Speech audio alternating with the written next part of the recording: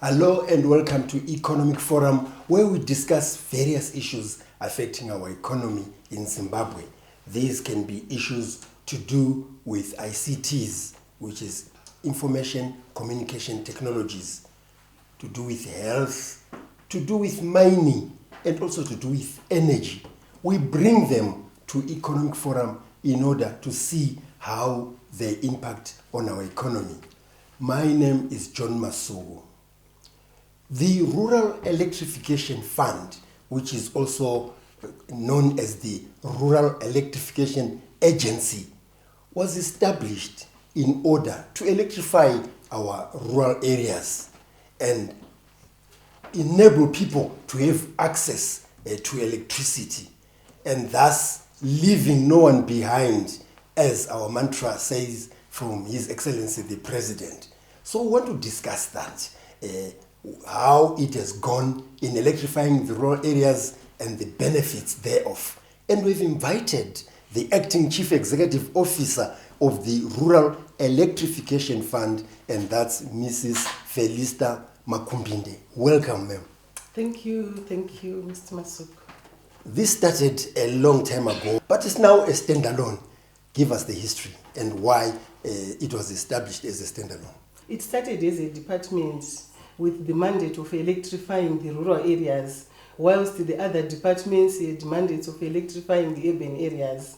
But as a developmental issue of the government to develop the rural areas, the government saw that the pace of rural electrification was very slow. And it was mainly because there were no resources. The urban areas need electricity, rural areas need electricity.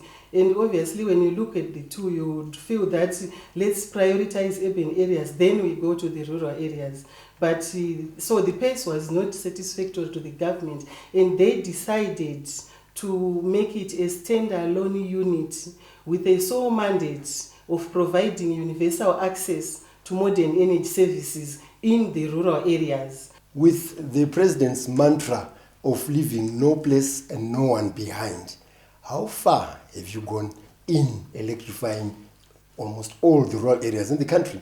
Leaving no one and no place behind is what we are running with. From inception, the strategy was to extend grid into all the areas from the town moving outwards.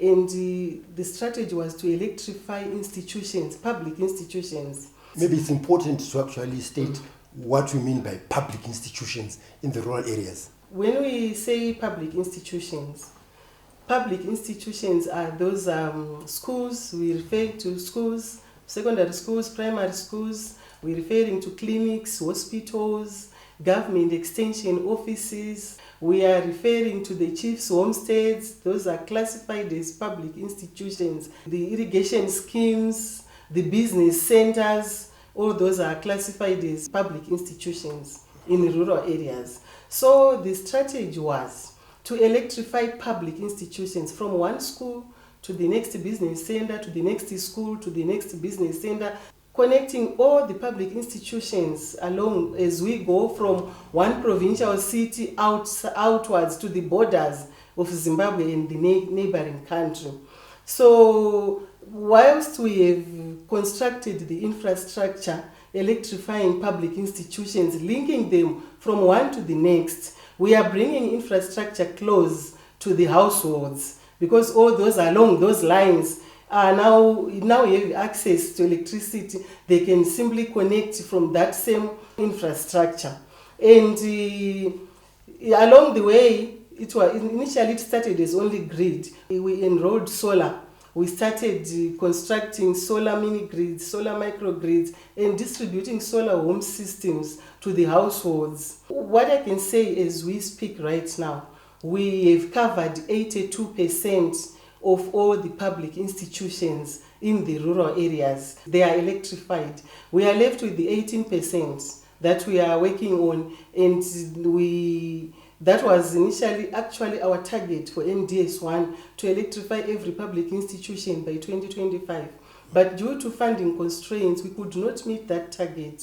It's important for the viewers to understand, so that when some levies are collected, they know where the money is going to. So how is the program administered? As long as you consume electricity here in Zimbabwe, you are levied a 6% and remitted straight away to Rural Electrification Fund for the implementation of the Rural Electrification Program. So that's how it is funded. We are talking about rural electrification right around Zimbabwe. So join us in the second segment of Economic Forum.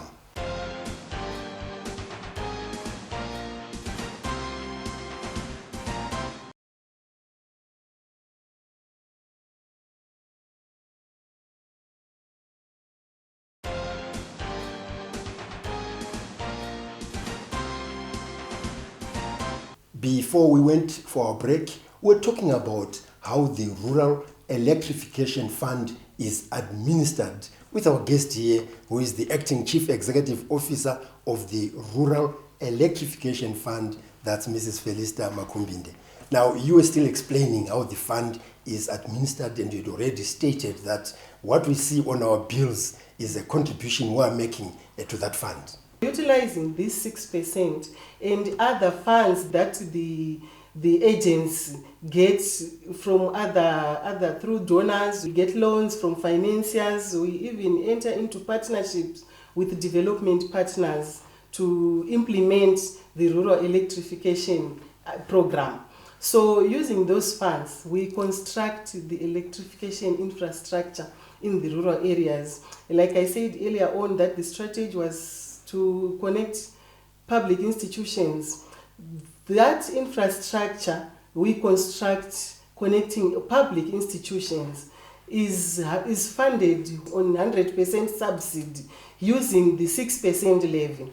We construct power lines, we get to a school, we do internal wiring for the administration block of that school, we do internal wiring for the computer science lab of that school. Then we connect them, we leave them switching on switches using this 6%. And this is what we are doing to all public institutions. We get to a clinic, we do internal wiring to the reception, the maternity ward, the reception area, that's the outpatient, and the maternity ward of that clinic. So that's how we are utilizing the 6%.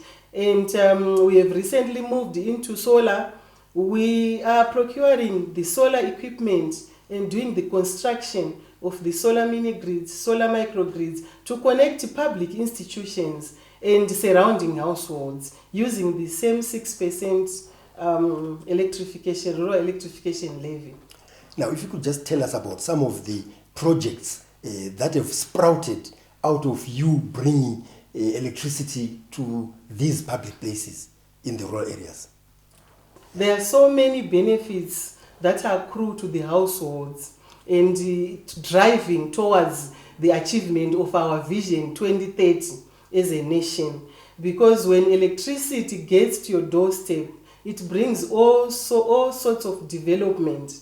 So to the households, in other areas they started irrigation schemes, because once electricity is there, boreholes are powered through the electricity. Some they just do the pumping stations from the dams because they now have electricity. Then you go to the business centers. We have seen so many business centers multiplying in size, doubling in size within a space of a year, where you electrified a business center with 4 shops. You come back after a year, you find them 10, 15 shops on that business center. Some will be welding, some will be doing carpentry, some will be doing tailoring, so all sorts of business activities. And those business, like the bottle stores, the grocery shops, the moment you provide electricity, they are selling everything as you can find in an urban shop. There are no limitations, and they can trade up to late hours as their counterparts in urban shops, hence making more money. Now let's look at how rural electrification is actually contributing to the Sustainable Development Goals. Rural electrification program is actually addressing the development goals. We specifically address SDG number 7, access to clean and affordable energy. But in addressing SDG number 7, you'd find that when we provide clean energy, to a rural community, we give them access to clean water, which is SDG number 6. Because with electricity, you can now have boreholes, and boreholes will be powered by the electricity. We also address the SDG number 1, no to poverty. How are we doing that? By providing access to modern energy services. And in fact, there is no development to talk about without electricity. So by bringing electricity to a rural area, it means we have empowered a community to develop economically. They can establish the village business units that were launched by our president, H.E. Mnangagwa. He launched the village business units, and that is to bring economic empowerment of all the villagers in the rural areas towards achieving our Vision 2030. With clean energy, clinics can now store medications or medicines they require. That means addressing also the SDG on health. So this program in itself addresses so many other SDGs by addressing the SDG number 7. There are also other benefits when we talk about SDGs and climate change. That already there's a resource out there in the rural areas, and you are using it, utilizing it in order to have biogas. If you could just explain that. Yes, biogas is a clean source of energy. We have been driving this biogas program. Initially, we started constructing biogas digesters for institutions, but we realized that it's more impactful when every household has a biogas digester at their homestead and enjoy clean cooking. We encourage households with a head of cattle, at least 8, to approach our offices in all the provinces for a biogas digester. Because this year we are saying just to gather all the locally available materials like your farm bricks, your river sand, your pit sand. Then you approach our offices who come and construct the biogas digester for you. And we all contribute. We stop cutting trees for firewood. We enjoy clean cooking. A biogas digester uses cow dung. It uses pig waste. You can use chicken waste. And all these are eco-friendly. The waste that is generated gas will now be taken to the fields, and it improves their farming produce because it's a very rich manure due to that process that it would have undergone. So there are again so many benefits for using biogas. We're talking about electrifying the rural areas, and we've just heard that 6% that is deducted from the bills is doing all that, which is why there are many subsidies. So join us in the third and final segment of Economic Forum.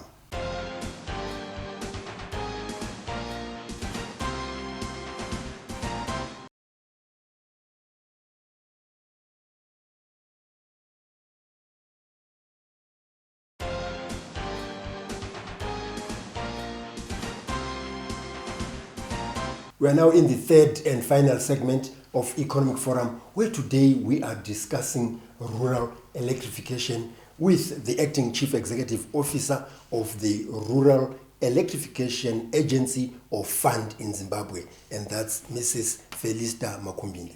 Now let's look at how this is helping in the devolution agenda in Zimbabwe.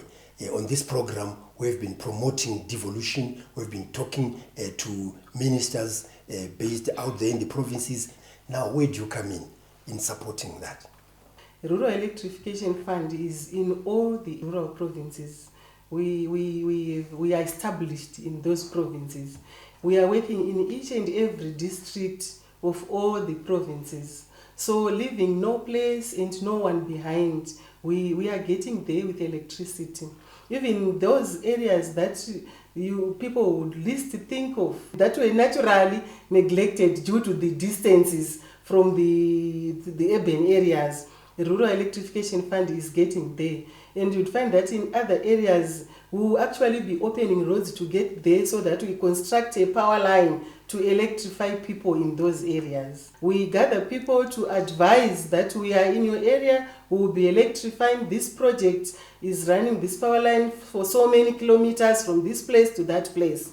So on commissioning, we hand over the infrastructure that we would have constructed to the community to use and enjoy the electricity. Having done that, how then do you deal with issues of vandalism, where we find some of your equipment vandalized, especially after community engagement, and how then do you address that so that it doesn't continue? There are so many programs that are run by the power utility, because when we construct the grid infrastructure, we hand over to the power utility for operating and maintaining. And they are running so many programs in the social media, in the formal media, to campaign against infrastructure vandalism, and also conscientizing people of the dangers, because electricity is dangerous. It's good when it's used appropriately, but when you mishandle, you die. We've spoken about the many benefits that we get from the rural electrification program. Now, in conclusion, let's look at the sustainability of the program. Sustainability is very key in this rural electrification program. Whether it's grid lines, they need to be maintained so that people continue enjoying the benefits. So what I would like to say in terms of sustainability, people should pay for the service they will receive.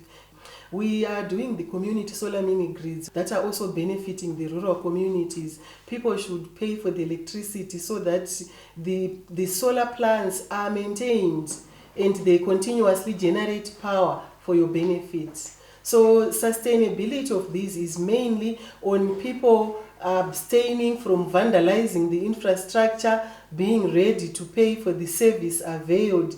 Then you are assured of a foreseeable future enjoying benefits of electricity. Well, I would like to thank you very much for coming on to Economic Forum. We have been talking to Mrs. Felister Makumbinde, who is the Acting Chief Executive Officer of the Rural Electrification Agency or Fund, about their mandate of electrifying all the rural areas in Zimbabwe. If you have questions pertaining to this and other programs, you can actually send them to the numbers that are showing on your screen. If you'd like to engage with our guests, including Mrs. Makumbinde here, you can do so on the social media platforms that again are showing on the screen. If you have missed some of the episodes of Economic Forum, you can watch them on our YouTube channel, which is Economic Forum Zimbabwe. So on behalf of Mrs. Makumbinde and the Economic Forum production team, this is John Masugu wishing you happy viewing.